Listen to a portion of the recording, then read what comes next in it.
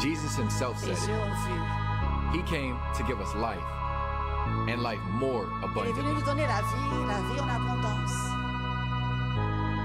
Les oreilles ont He came entendu. to give us more.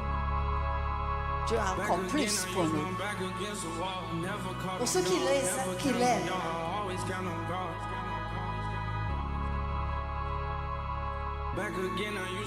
Le cœur de Dieu. Et il sera toujours pour son peuple. Que nous soyons sauvés des miracles, afin que personne ne périsse et que nous puissions tous recevoir la vie en For us abondance. than we can imagine. Gloire à Dieu qui est capable d'accomplir infiniment au-delà de tout ce que nous lui demandons.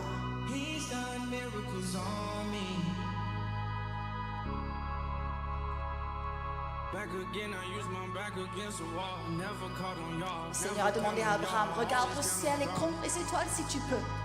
C'est ce que je veux faire pour toi. Dieu a beaucoup plus pour nous. Lève tes yeux.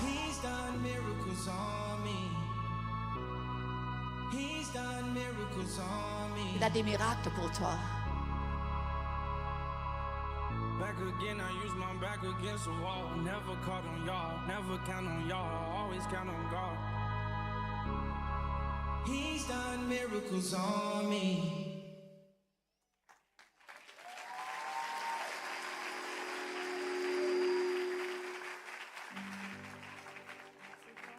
En grandissant dans un foyer religieux, j'avais une idée de qui était Dieu. J'ai été élevée dans un foyer religieux, donc je savais qu'il était réel, mais je n'ai jamais eu la révélation rédemptrice et ce que la croix m'a apporté. J'ai donc servi dans l'église et enseigné en tant que professeur à l'école du dimanche, en maternelle et CP, et j'ai même chanté dans la chorale. Plus âgée, j'ai commencé à aller au lycée et à vaquer à diverses occupations du monde, comme sortir avec des amis. Je commençais à mentir à mes parents et à faire des choses que je savais que je ne devais pas faire. J'ai commencé à boire, puis le dimanche matin, je devais aller à l'église et enseigner à l'école du dimanche. Je savais que je menais une double vie, et finalement ça a commencé à m'éloigner de l'amour de Dieu. Après le lycée, je me suis mariée à 18 ans. Ce style de vie, boire et fumer, mentir, toutes ces choses ont continué avec mon mariage. Et finalement, cela conduit au divorce. Et vraiment, j'ai choisi de divorcer de mon mari plutôt que de divorcer de mon péché. Cela a causé beaucoup de douleur dans mon cœur, car je savais que ce que je faisais était mal, mais je ne savais pas comment m'en sortir.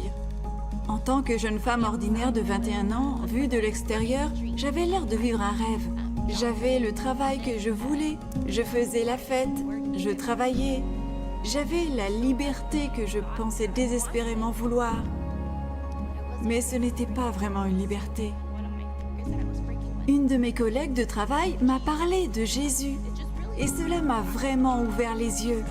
Parce que le Jésus avec lequel elle avait une relation et le Jésus qu'elle partageait avec moi n'était pas le Jésus que je connaissais. Parce que le Jésus que je connaissais ne semblait pas être une personne réelle. Il ressemblait plus à une idole, quelqu'un que je suis censée vénérer. Ça m'a vraiment ouvert le cœur. J'avais une autre collègue de travail qui m'a demandé un jour « Hey, tu veux venir avec moi à l'église ?» Et même si nous allions toutes les deux à l'église, elle était comme moi, elle vivait encore dans ce monde. Et nous sommes allés à un service du dimanche, nous sommes entrés pendant le moment de louange et d'adoration.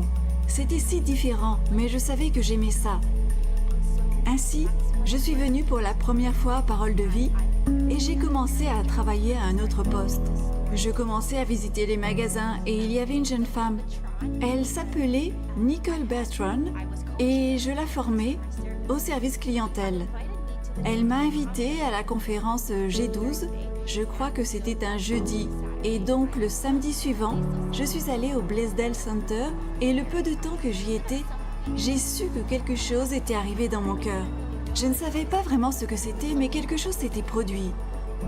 Et Nicole est devenue une amie très chère parce qu'elle nous a aimés. Elle était une guide formidable, elle a prié pour nous.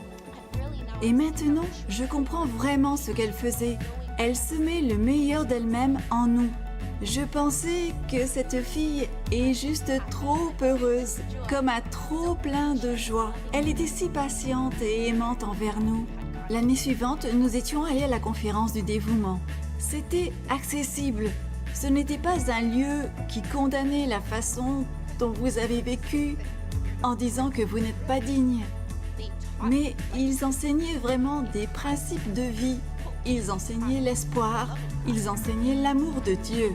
Et même avec la pasteur Kuna, vous savez, ses prières et louanges, cela a vraiment guéri beaucoup de choses que je ressentais alors, comme des marchandises endommagées.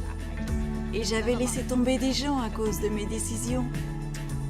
Mais à cette conférence du dévouement, ce fut le début de la guérison de mon cœur.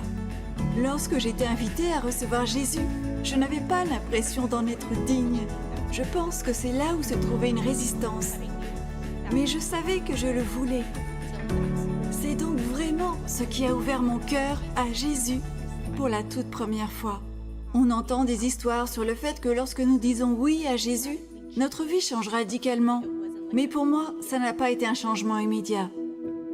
Parce que, peu de temps après, je buvais toujours. Vous savez, je fumais encore. Je faisais toujours la fête.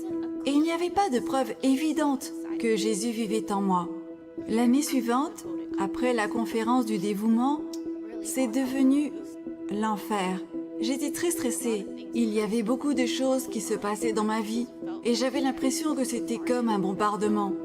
Et donc, pour faire face à cela, je buvais pour oublier tout ça. Je fumais de la marijuana, des joints et je m'abrutissais.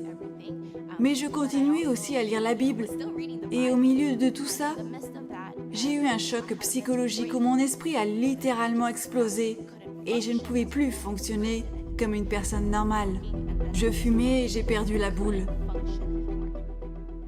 J'ai erré dans les rues de Waikiki, déboussolée pendant 3 jours. J'ai été violée. Vous savez, j'ai été abusée. Et parce que je n'étais pas dans mon état normal, cela ne m'a pas affectée mentalement. Mais maintenant, je sais que cela a vraiment affecté mon esprit. Cela a affecté mon âme.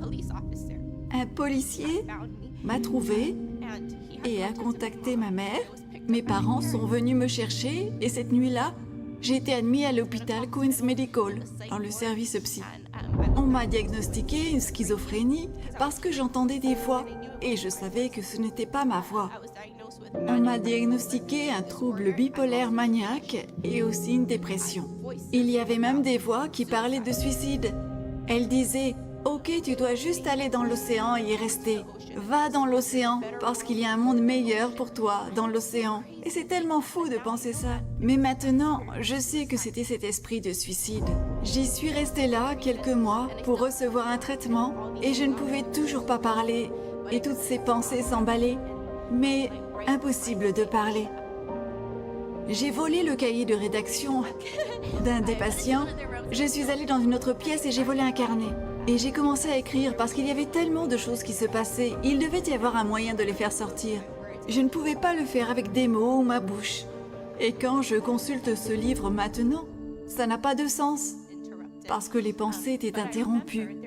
Mais je me souviens qu'il y a quelques pages que j'ai écrites à Dieu, demandant le pardon, demandant la délivrance, demandant son aide. Et ce sont les seules pages où mes pensées étaient normales. Je me souviens avoir écrit que peu importe ce que je traverse, je sais que tu es avec moi. Je sais que je ne suis pas seule. Après avoir reçu un traitement là-bas, il était temps pour moi d'être libérée. Et quand je suis rentrée chez moi, j'ai dû suivre une séance de thérapie, de réadaptation. Je dirais que c'était la période la plus difficile de ma vie. Je suis dans un état d'esprit normal et je dois donc assumer la responsabilité de mes actes. Lorsque j'étais à l'hôpital, j'ai connu un tel isolement, une telle culpabilité, une telle honte, surtout de la honte. J'étais paralysée par la peur et je ne pouvais pas avancer. Maintenant, que vont penser les gens de moi quand ils sauront où je suis, ou ce que je fais? Que vont-ils penser de moi? J'avais tellement honte et j'étais tellement gênée. Je ne voulais pas partager ce qui s'était passé parce que je voulais juste que tout cela disparaisse. Et personne ne pouvait comprendre ce que je vivais.